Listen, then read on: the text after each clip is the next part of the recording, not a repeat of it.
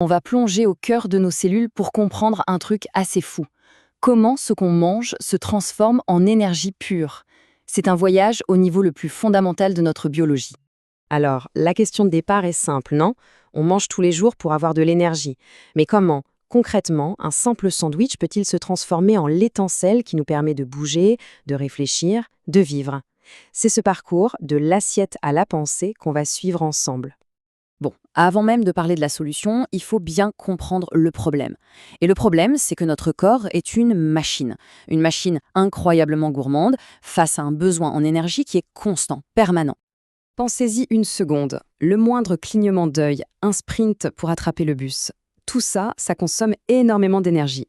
Nos muscles sont des dévoreurs d'énergie insatiables, qui travaillent sans cesse, même quand on croit être au repos complet.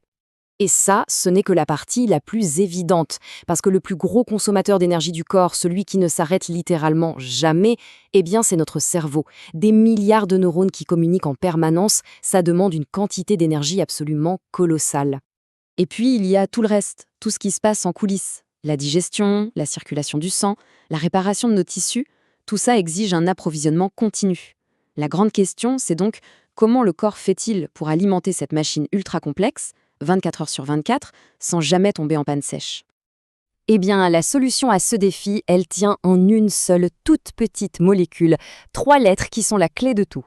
Cette molécule, c'est l'ATP, pour adénosine triphosphate. Alors attention, il ne faut pas voir l'ATP comme du carburant brut, genre du pétrole. C'est beaucoup plus subtil.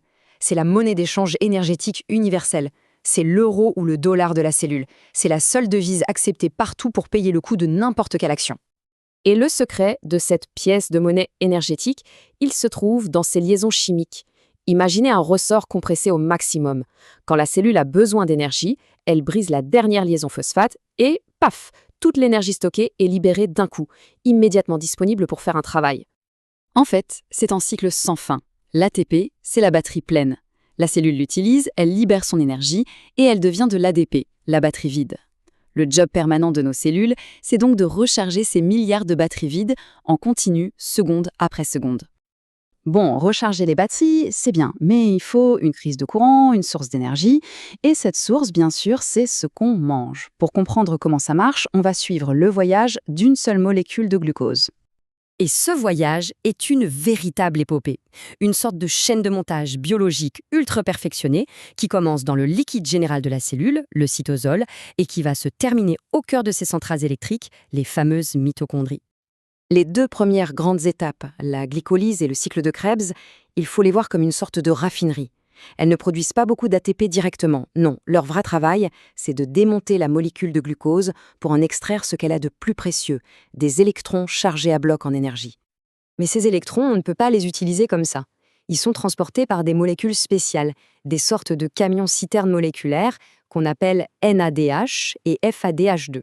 Ces camions vont livrer leur précieuse cargaison d'électrons à l'étape finale. Et c'est là, vraiment, que tout se joue.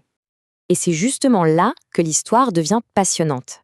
Parce que c'est à cette étape cruciale que les scientifiques se sont longtemps heurtés à un mur, à une énigme qui ne collait pas du tout avec la théorie.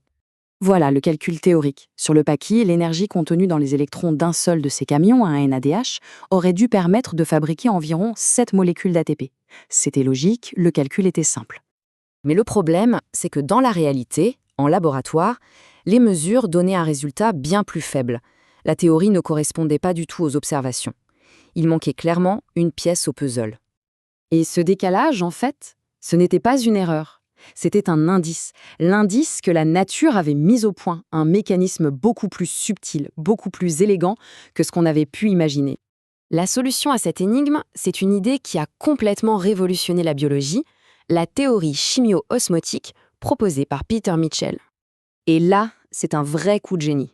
L'idée, c'est que l'énergie des électrons n'est pas utilisée pour fabriquer directement l'ATP. Non, elle sert à faire autre chose, à pomper activement des protons d'un côté d'une membrane. En gros, la cellule ne fabrique pas de l'électricité, elle construit un barrage hydroélectrique miniature. Cette chaîne de transport d'électrons est donc une série de pompes. En passant, les électrons fournissent l'énergie pour expulser les protons. On se retrouve avec une énorme accumulation de protons d'un côté, ils n'ont qu'une seule envie, revenir. Et leur seule porte de sortie, c'est une incroyable turbine moléculaire, un moteur rotatif nommé l'ATP synthèse.